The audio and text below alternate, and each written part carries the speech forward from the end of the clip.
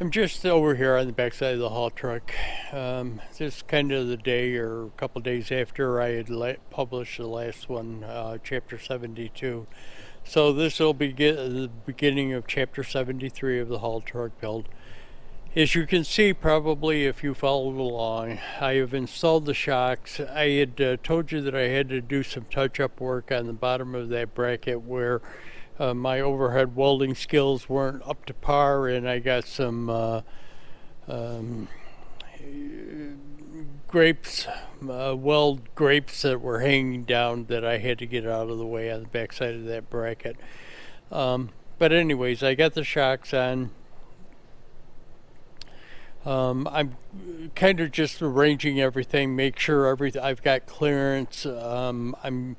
I had never actually bolted. I had just sat the airbags onto that bracket with the bolt down through one of the holes. I had never actually put a nut washers and tightened it down to make sure that it fit properly, or not fit properly, but was bolted down properly. I'm going to do that, and then take the airbags up and down just to make sure that the shocks pivot okay and are good. But anyways, the beginning of 73, like I had said in the back, the other one, I'm kind of thinking about what I'm going to do in the back here as far as like a rear plate and kind of a bumper where the lights will be, stuff like that. What I kind of want on there, how wide I want to make this. I'm not really sure what I'm going to do with the bed. Of course, there will be a fifth wheel up there over the axle, but on the back and between the fifth wheel mounting brackets and stuff and up to the sleeper, I might put that kind of graded plates across here that you see on the back of semis where they can get up and walk on that plating if they need to get to if they need to get to their airlines or get to the fifth wheel, whatever they need to do. But I might do the same here. I'm just not sure about it yet. The other thought was if I wanted to build like a headache rack behind the sleeper too. So all of those things are kind of going through my mind as I do this. But I'll bring you back, and maybe I'll set the camera up on a stand while I cycle the airbags up and down.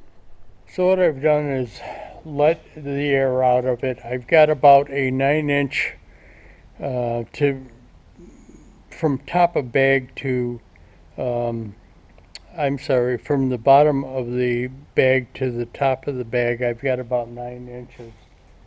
Um,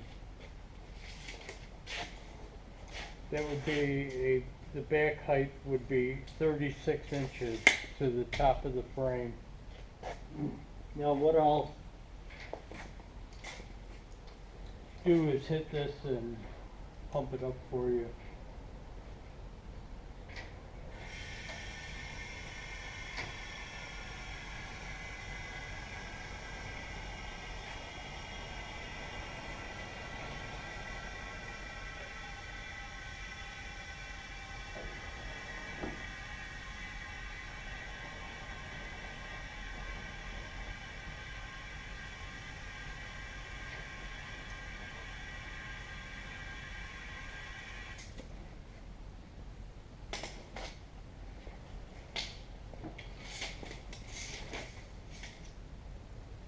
And now what I've got is 42 to the top of the frame, and the bag is like 19 inches.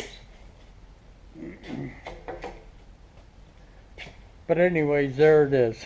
I'm going to let that back out. Again, I think my working height is going to be about 15 inches, 14 to 15 inches on the bag. So I let her back down again. I've got about 14 and a half inches onto the top of the bag, about 40 inches from the floor to the top of the frame. That's probably about the approximation of where I'm going to keep the ride height on the thing. But anyways, there that is. takes a while for those bags to deflate. Now again, as I mentioned in previous videos, there's no weight onto this thing. So once you add weight, you build pressure, you get the air to escape faster with weighted. But anyways, it's not cast in stone. Once I get the truck built out, get the sleeper on, the ride height might change a little bit depending. I've got to get it back onto flat ground. Again, the drain is a low point. The drain grade down there is a low point. The front end of the truck is setting up at a high point of the shop.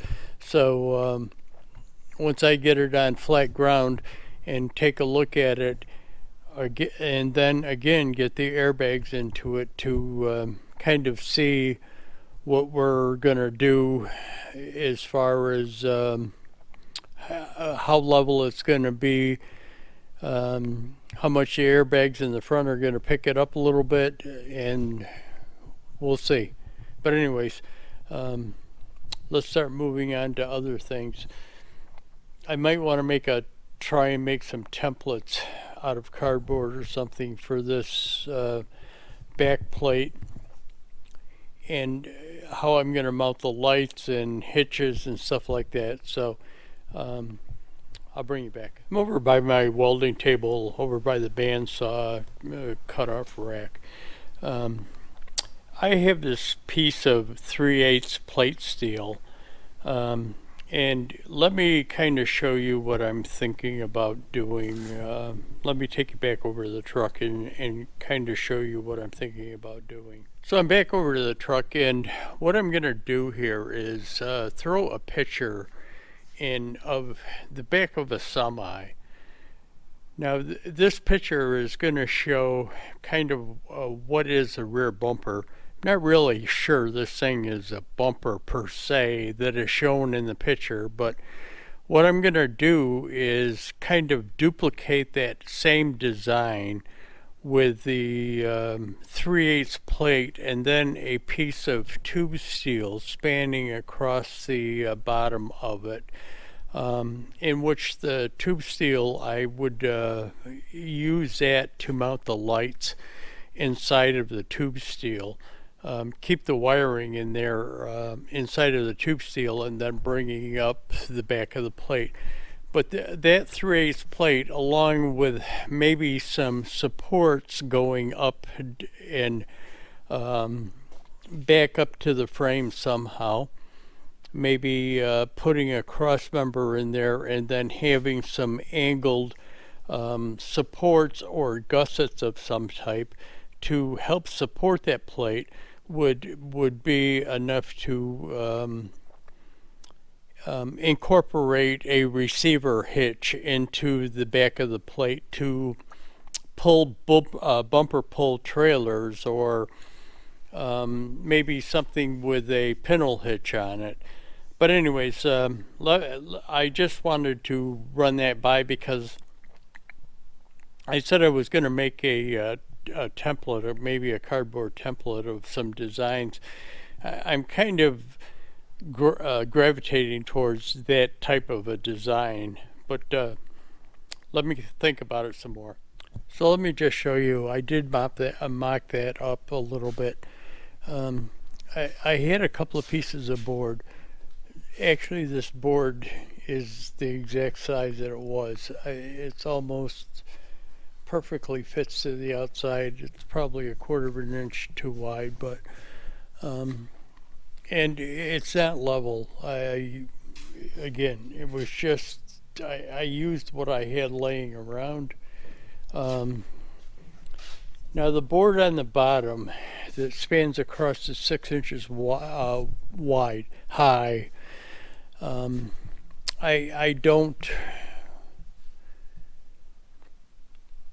I don't know. I was going to say it looks too big, but let me think about it. You know, I might want to go to 4-inch, maybe like a piece of 4-inch tube steel,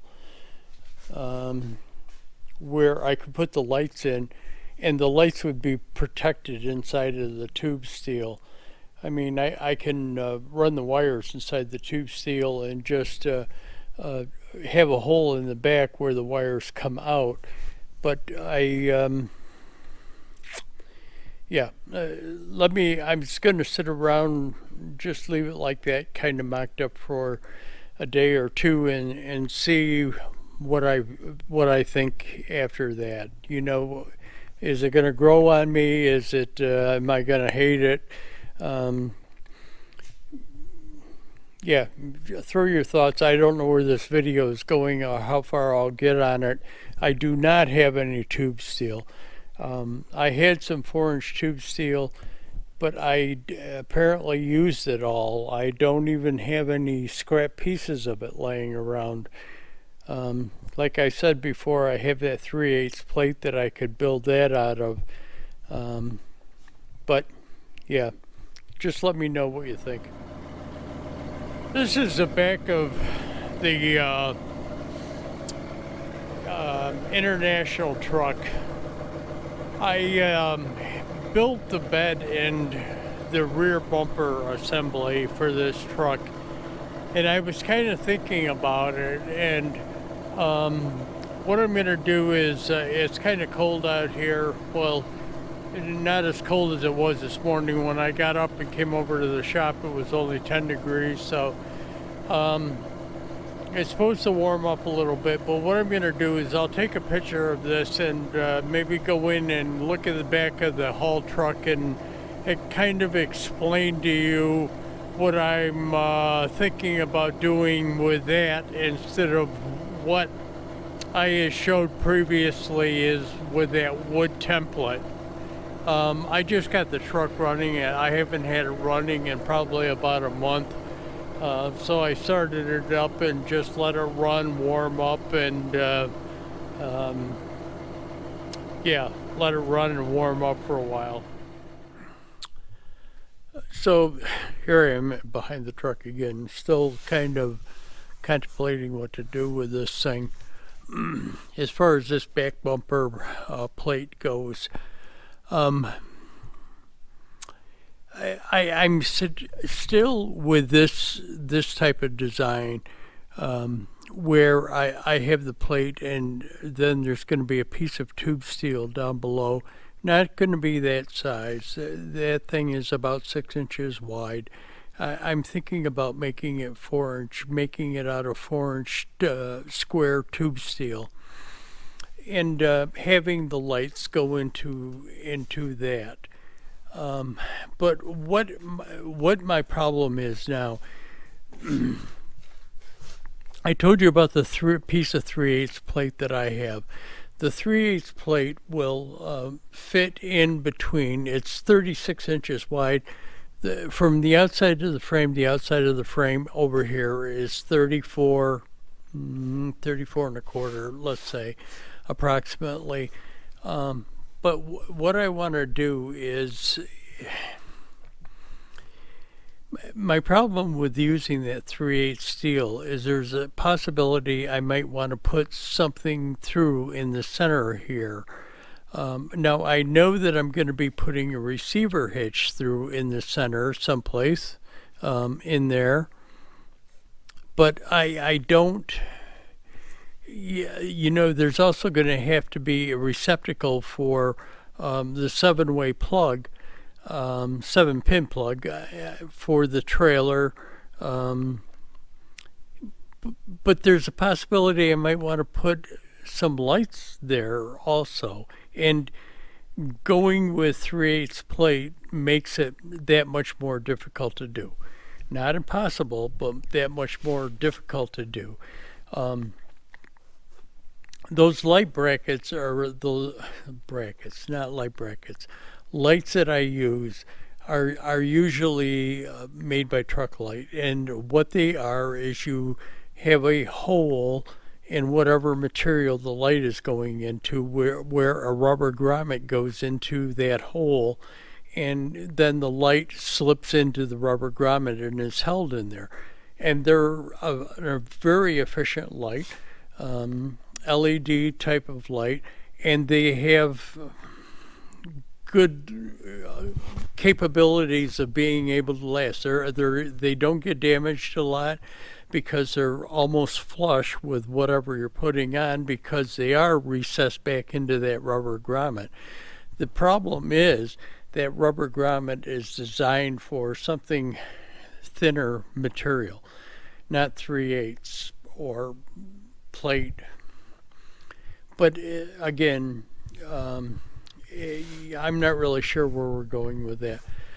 But so I'm said in the beginning of this clip that I kind of want to stay with this, but I want to change the design a little bit. So what I'm thinking about doing is having this same thing come down here. So you've got a plate like this with the tube steel, the 4-inch tube steel down below.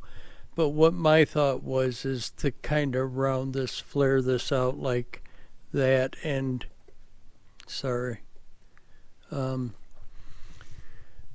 out of the plate. And I do not have 3/8 plate to do that.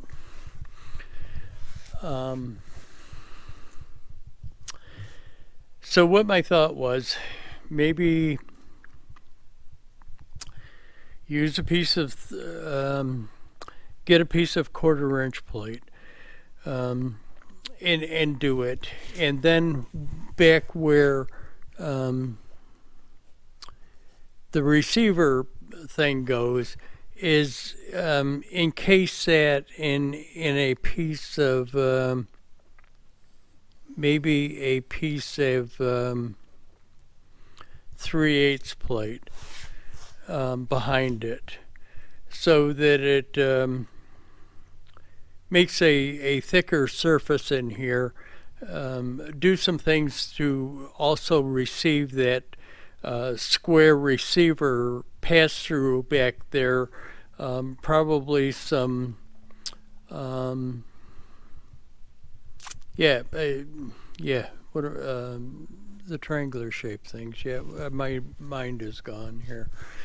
But then on the side, so what I would do is, as you can see, I put those boards in there. My thought was to do the same thing, have pieces of metal going in there, but also over here on the side where this thing comes up, I'm thinking of flaring up a piece of 1/4-inch plate that way, and so that it stiffens it. So as if you're looking at the end of the frame there, and that plate would come down, there would be a gusset that would come up and on the side to also help support this. And I also might stiffen it up with maybe some tube steel that would come up on the inside of it to help stiffen that. But that's kind of where I'm going with this. The only thing is I don't have the material. Now I'm pretty sure that I can figure out, I can get a piece of 1/4-inch plate. I'm also pretty sure that I can get probably 1/4-inch walled 4-inch square tube steel too. So I've just got to go down to the metal supply house and pick that up. But it isn't going to happen in this video, that's for sure. But anyway, so that's kind of where my thoughts are with that. And I'm not sure if they're going to be rectangular lights in the bumper. I'm sorry, in the tube steel, or if they would be round lights. So you got to have the 3 round lights. But yeah, I'm not sure if I would do that or possibly bigger round lights. but that's a decision. I'm pretty sure that I'm going to go with this scenario. So I've got to figure out the material that I need to do it, the material that I would need for the plates over on the side of it, and then the tube steel. But anyway, that's probably going to do it for this video, just so that you know what's going on. And it might be not a week, or it might be 2 weeks before another video comes out, before, or depending on when I can get that material. But anyways, thanks for watching, guys. Hit that like button, subscribe.